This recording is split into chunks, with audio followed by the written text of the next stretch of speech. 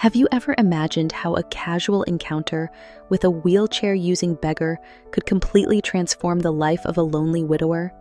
In this video, you'll discover how Charles, still grieving the loss of his wife, finds himself facing a surprising secret when he meets Lila, who survives on the streets in her wheelchair.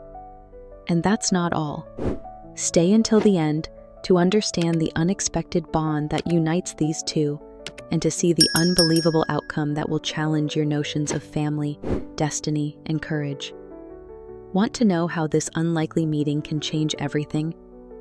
Then stick with me, because this story will move your heart and spark profound reflection. The sun was beginning to set over the quiet streets of Boston when Charles Whitmore, a successful but lonely widower, left his sprawling suburban home for a drive. He hadn't planned this outing, but the weight of his solitude had grown unbearable. Since his wife's untimely death 3 years ago, Charles had retreated into his wealth, filling his time with business meetings and philanthropy, yet feeling an emptiness money couldn't cure. He often thought of Julia, the love of his life. Her laughter still echoed in the halls of his home, and her favorite flower, lilies, still bloomed in the garden, though no one tended to them with her touch. As his car meandered through the dimly lit streets, Charles found himself in a part of town he rarely visited. The buildings were older, worn with time, and the people who passed by seemed weighed down by struggles he could only imagine. Stopping at a red light, something caught his eye. A small figure hunched over on the sidewalk near a corner store. A girl, no older than 9 or 10, sat in a wheelchair, clutching a threadbare blanket around her shoulders. Her face was pale, and her frame was painfully thin. She stared into the distance, her large, sad eyes flickering with a quiet resignation. Charles felt a strange pull, a stirring he couldn't ignore. The light turned green, but he didn't move.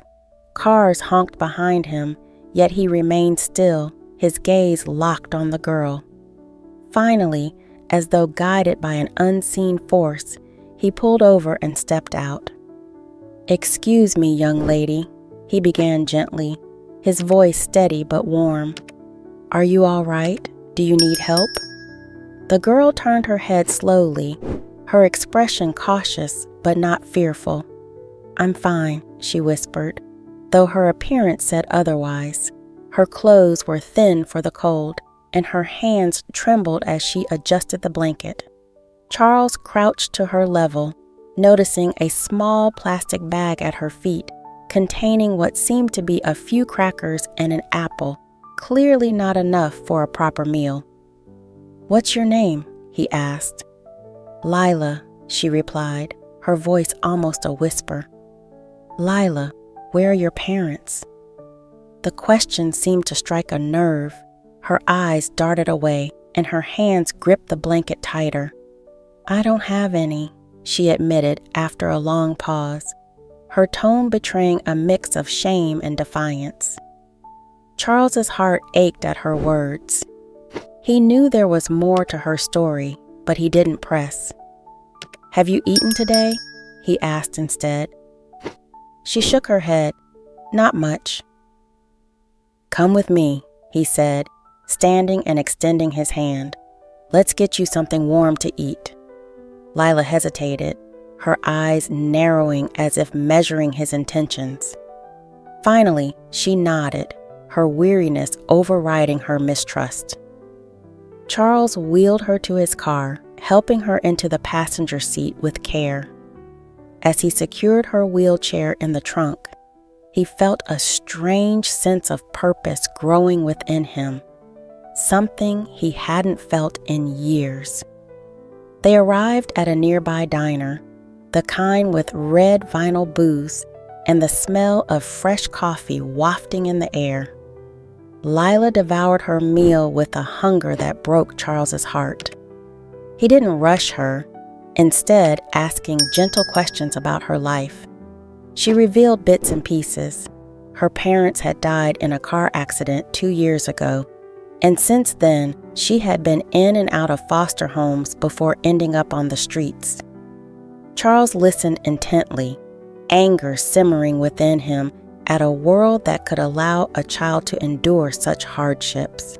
As they spoke, Charles noticed something peculiar, a small birthmark on Lila's wrist, shaped like a crescent moon.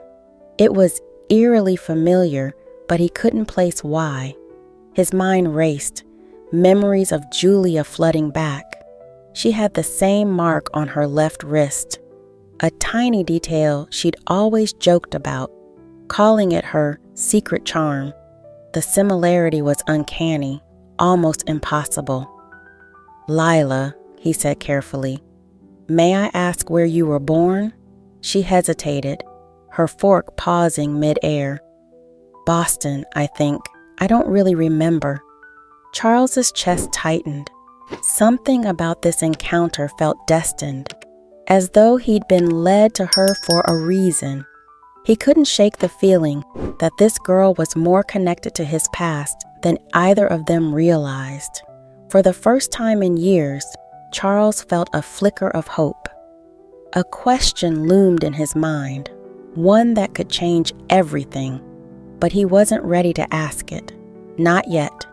Instead, he focused on Lila, determined to give her the warmth and care she deserved, at least for tonight. Charles drove Lila back to his home that evening, his mind a whirlwind of thoughts and emotions. The mansion, with its tall wrought iron gates and meticulously trimmed hedges, had always seemed like a sanctuary, yet tonight it felt alive for the first time in years. As he wheeled Lila through the grand foyer, she stared in awe at the crystal chandelier and the sweeping staircase, her wide eyes betraying her amazement. "You live here?" she asked, her voice filled with disbelief. "Yes," Charles replied, a trace of embarrassment in his tone. "It's too big for just me. I never thought I'd need so much space." Lila didn't say anything else, but her expression softened. He led her to the kitchen, where the warmth of soft lighting and the faint scent of lavender candles filled the air. He offered her hot cocoa and a plate of cookies, watching as she sipped and nibbled, visibly more at ease. "I want you to feel safe here," Charles said gently, sitting across from her. "You don't have to worry about anything." "Samki, tomam." Lila nodded but didn't reply. It was clear she was still grappling with trust, her guard firmly in place. Charles understood. After all, trust wasn't something easily rebuilt when life had offered so many reasons to doubt. Later, he showed her to one of the guest bedrooms, a cozy space with pale blue walls and a soft, quilted bed. Lila looked at him with a hint of unease, as though afraid this comfort was temporary. "Good night, Lila," he said, pausing at the door. "If you need anything, just let me know." She hesitated before whispering, "Thank you, Mr. Whitmore." Charles smiled faintly. "Call me Charles." As he left, closing the door quietly behind him, he felt a heaviness lift from his chest. For the first time in years, the house didn't feel so empty. The next morning, Charles awoke early. After checking on Lila, still sound asleep, her face serene, he made a few calls. His first was to his lawyer, inquiring about the legal process of guardianship. The second was to his late wife's sister Laura, who had kept some family records. Something about Lila's presence gnawed at him, a thread that needed pulling. When Lila woke, he took her to the dining room for breakfast. Over pancakes and scrambled eggs, he gently probed her about her family. "Do you remember anything about your parents?" he asked, trying to keep his tone light. Lila shrugged. "Not much. My mom used to sing to me, and my dad always smelled like coffee. They died when I was little, so it's all blurry." Charles's heart ached. "Do you have any photos of them? Anything that belonged to them?" "No," she said, shaking her head. "Everything was lost after the accident." A heavy silence hung between them. Charles decided not to push further, but his mind was racing. He excused himself after breakfast, retreating to his office to dig through old photo albums Laura had sent over. He flipped through the pages, each photograph a snapshot of his and Julia's life together. There was one in particular he sought, a picture of Julia as a child, taken when she was around Lila's age. When he finally found it, his breath caught in his throat. The resemblance was uncanny. Lila could have been Julia's twin at that age, the same curly chestnut hair, the same piercing eyes. And there, on Julia's wrist in the photo, was the same crescent-shaped birthmark. Charles felt a chill run down his spine. This couldn't be a coincidence. He called Laura again, his voice trembling as he explained what he'd discovered. Laura listened patiently before saying, "Charles, there's something you should know. Julia had a younger sister. It was before you two met, and she never talked about it much because the baby, she went missing. It devastated her family." Charles was stunned. "Missing? What happened?" "No one knows," Laura said softly. "There was a fire at their home when Julia was 6. Her parents got her out, but the baby disappeared in the chaos. They thought she'd, but they never found her remains." "Emos e Oz." The phone slipped from Charles's hand as the weight of her words sank in. Could Lila be Julia's lost sister? It seemed impossible, yet the evidence, her uncanny resemblance, the birthmark, the timing, was too strong to ignore. That evening, Charles decided he needed answers. Carefully, he explained his suspicions to Lila, showing her the photograph of Julia as a child. Lila stared at it, her eyes wide. "She looks like me," Lila whispered, her voice trembling. "Yes," Charles said, his own voice shaking. "And there's a way to know for sure." He arranged for a DNA test the next morning. As they waited for the results, Charles found himself growing increasingly protective of Lila. Whether or not the test confirmed his suspicions, he already felt like she belonged in his life. Days passed, each one filled with quiet anticipation. Then, the envelope arrived. Charles opened it with trembling hands, his eyes scanning the page. What he saw left him speechless. "I don't believe it," he murmured, his voice barely audible. Lila, sitting across from him, looked up nervously. "What does it say?" Charles's eyes filled with tears as he looked at her. "It says your family, Lila. You're Julia's sister," she gasped, her hands flying to her mouth. For the first time since they'd met, she allowed herself to cry openly, tears of relief and disbelief streaming down her face. Charles reached for her hand, his own trembling. "You're not alone anymore," he said softly. "You'll never be alone again." The days that followed brought a new rhythm to Charles and Lila's lives. They settled into a routine, each day drawing them closer together as they navigated this unexpected bond.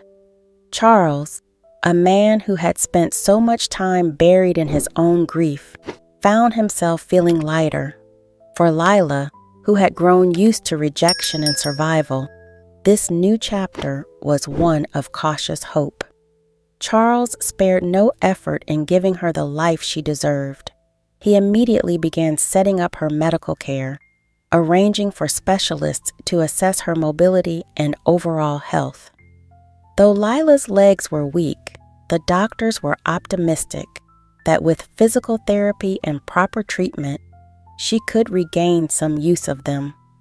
This news brought tears to her eyes, and for the first time in years, she allowed herself to dream of walking. At home, Charles converted one of the downstairs rooms into a vibrant play and study space for Lila. The walls were painted a soft lavender, adorned with posters of butterflies and her favorite animals, which she shyly confessed were dolphins. Bookshelves were stocked with colorful stories, and a desk sat by the window, overlooking the garden that Charles promised they'd plant together in the spring. As their bond deepened, Charles shared more about Julia, weaving stories of her kindness, her humor, and the joy she brought into his life. Lila listened with rapt attention, drinking in every detail about the sister she never knew she had. It was during one of these conversations, as they sifted through old photo albums together, that Lila asked a question that had been weighing on her heart. "Why didn't she look for me?" she whispered, her voice tinged with a pain that made Charles's chest ache. He set down the album and turned to face her. "Lila, your disappearance happened when Julia was just a child. She didn't even know you were missing until she was older, and by then, her parents had kept the tragedy buried, unable to face the pain. But if she had known, I promise you, she would have moved heaven and earth to find you." Lila nodded, her gaze dropping to her lap. "I wish I could have met her."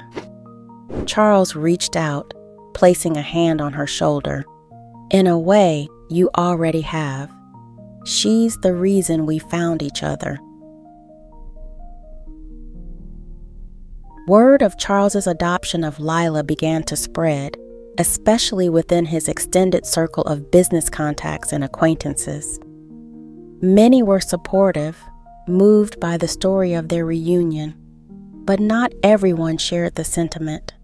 Among the doubters was Richard Caldwell, a former business associate with a history of rivalry with Charles. One afternoon, Richard paid an uninvited visit, stepping into Charles's home with a thinly veiled sneer. His eyes scanned the cozy living room where Lila was sitting on the couch, sketching in her notebook. "So, this is the girl everyone's talking about," Richard said, his voice dripping with condescension. Charles stiffened, placing himself protectively between Richard and Lila. "Yes, this is my daughter." "Daughter, huh?" Richard raised an eyebrow. "Isn't it a bit convenient? The wealthy widower suddenly finding a long-lost relative? It's a great story, I'll give you that." Charles's jaw tightened. "If you have something to say, Richard, say it." Richard smirked. "I just hope you're not being taken for a ride, or worse, letting your emotions cloud your judgment." "Get out," Charles said firmly, his voice low but full of authority. Richard raised his hands in mock surrender. All right, but don't say I didn't warn you." As the door closed behind him, Charles turned back to Lila, who was staring at her sketchbook, her shoulders tense. He knelt beside her, gently placing a hand on her arm. "Don't listen to people like him," he said softly. "They don't know you, and they certainly don't know us." Lila nodded, but Charles could see the doubt flickering in her eyes.